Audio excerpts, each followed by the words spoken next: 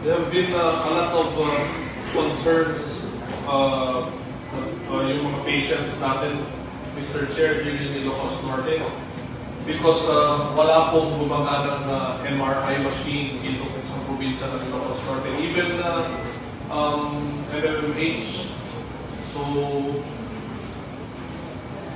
kung ano po ang pinakamagandang gawin natin, kasi they're all referring it to Ilocos Sur,